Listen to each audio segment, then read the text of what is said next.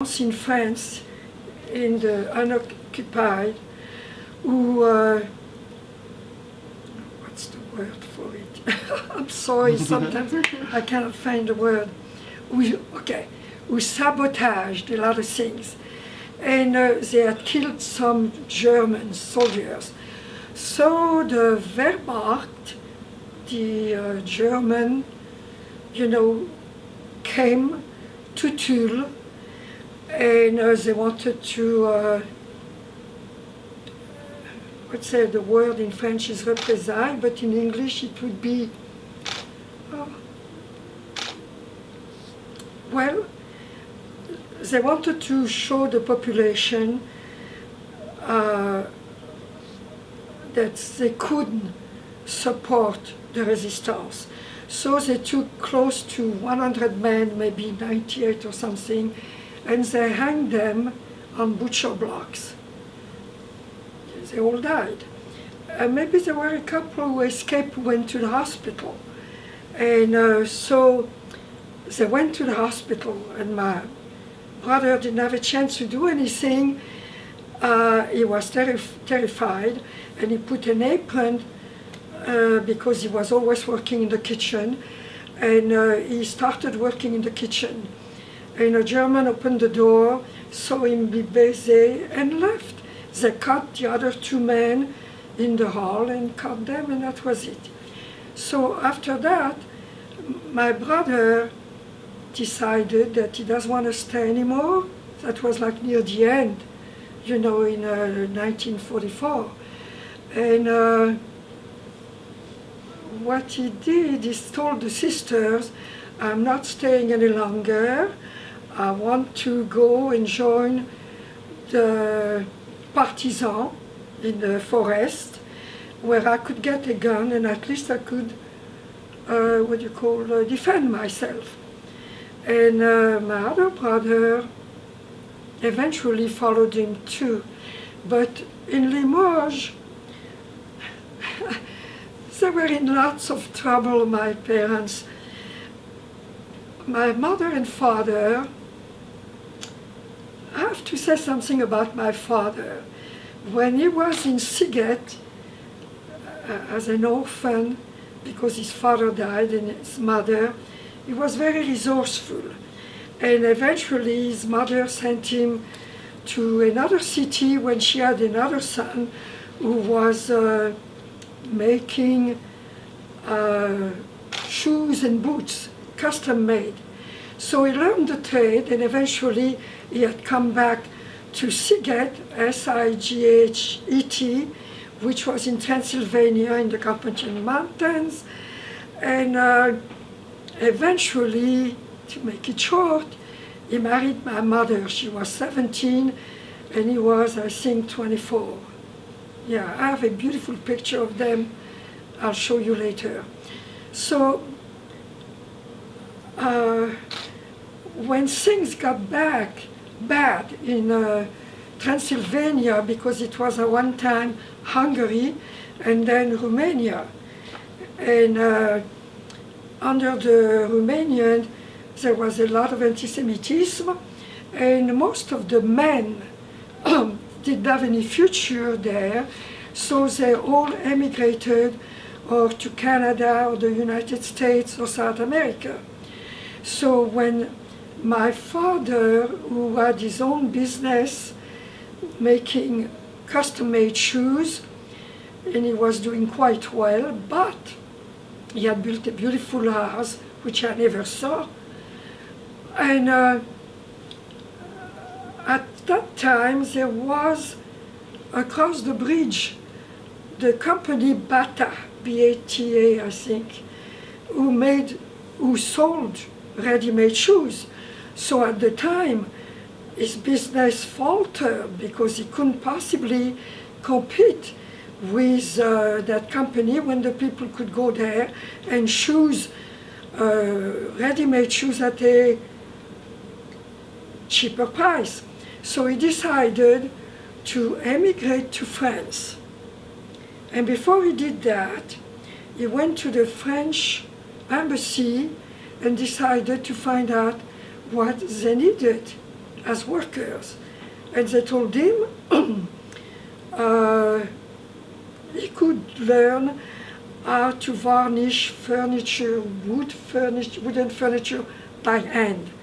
And he started that, and when he went to France, life was miserable for him because it was a very, very hard work, and he worked for different people, and he couldn't make my mother come with their 4 children, and my mother struggled in a Siget, and eventually my grandfather, Shemshon Hershkovitz, that's his picture there,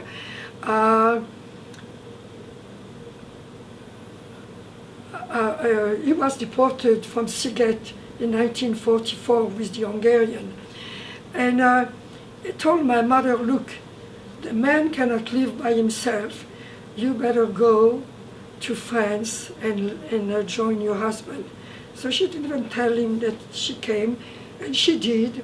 She had a brother already who had emigrated there, and she went to France. My father was, of course, very happy to see them and to see the children he had not seen in almost 3 or 4 years. But as an immigrant, life was very, very difficult for my parents. They were poor. On top of that, my mother became pregnant with my sister Bert, and then a year later, she became pregnant again with me. So instead of 4 children, there were 6 children, and my mother had to go and help my father to work. And they lived in a very poor, apartments and neighborhood. But my parents had always been very dignified people and devoted to their family and intelligent people. And they had been very much, appreciated by their Jewish community in Siget. So when they were in Paris, they organized the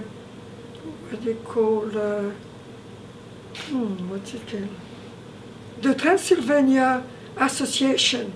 It was more like, when you hear about, in the United States, about all the immigrants who founded many organizations. I don't know if you ever read in the United States, The World of Our Fathers. It's all about the immigrants. I have the book somewhere, I forgot who wrote it. But anyway, you learn about the status of the immigrants in the United States, and that was similar in Europe. All the immigrants who came, from all the Eastern countries had the same problems. So this is what happened to my parents. And of course, my father and my mother were very optimistic people. They worked hard, and they were optimistic about the future because they thought that the children were growing up, and one daughter who was smart also studied to be a dressmaker and a dress designer. The other daughter, she studied hat making. The 2 brothers, he had put them to learn eventually to be tailors, because my father felt if you have a trade, you're not going to beg. So, but there was the war. So my brothers hated doing the errands for the tailors, and since it was very dangerous with the Germans, they were going from working on the ports, carrying loads, and on the train, changing all the time places. So they had a very tough time until they eventually went to Limoges.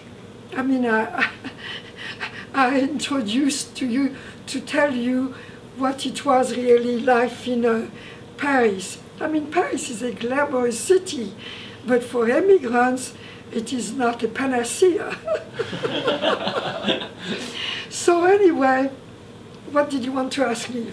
Solange, If I talk too much, stop me, No, okay? you're good. did you ever, while you were in Paris, did you ever get any word of here about the roundup in the velodrome in the middle of Paris, the bicycling? Now, the velodrome, it's very interesting. I have all the information. Do you? My sister Berthe was still in Paris with my parents at the time.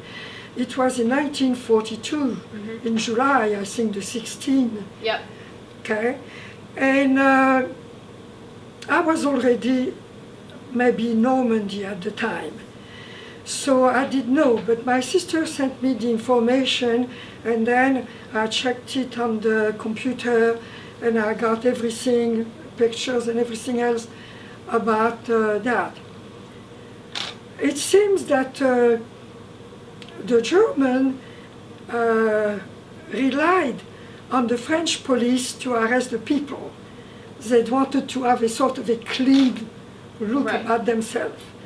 So the French police, they were told to arrest about maybe 27,000 Jews.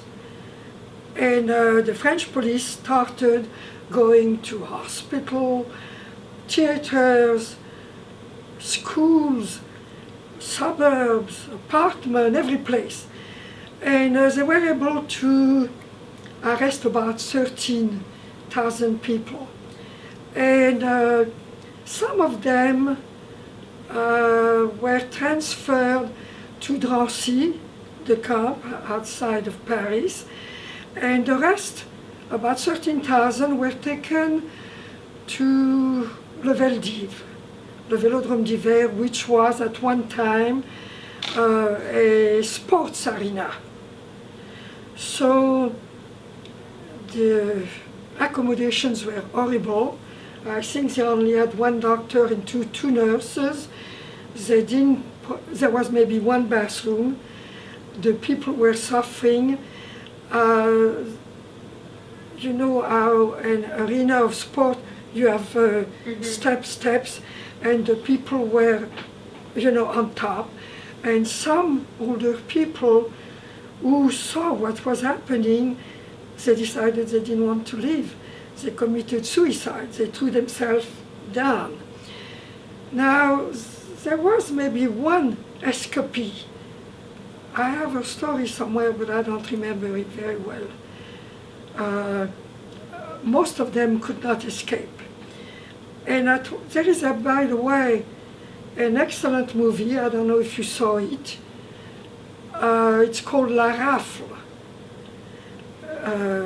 made by a French woman who is now Jewish, married to a Jew. And it's an excellent movie showing, if you can get it, you should see it. La Rafle, it's called. And it shows, in particular, that at one time, les pompiers, the firemen. The firemen came and they started to put their hose on the people so that they should at least have some water and drink. But the police, didn't let them. Now, my sister, what happened, where we lived on the second floor of the old apartment, the day before, the police came and arrested a Jewish family, Madame Hannah and her sons. And one of the sons ran away, and my sister went with him downstairs in the courtyard to hide. But she asked the police, "Where are you taking them?" And he said, "At the Veldiv." So my sister asked my parents, and she said, "I would like to go to the Veldiv and bring the Madame Hannah and her children some milk and bread and everything. And she went. Fortunately for her, they didn't let her in, otherwise she would have been deported too. So she went, and the guards, the French guards were there, what you call fusil, what do you call their guns? What do you call? Not the guns, you know, when people go hunting, what's their Rifle? okay, the rifle or something else. It's okay. I can't find the word right now. So they were laughing at her, and she got so scared she went home. And this is when she told my parents, we cannot stay here because tomorrow maybe they'll come and arrest her. And this is when the reason why they went to Monsieur Maurice Blum, you know, the business, in order to make arrangement to go to Limoges. Wow.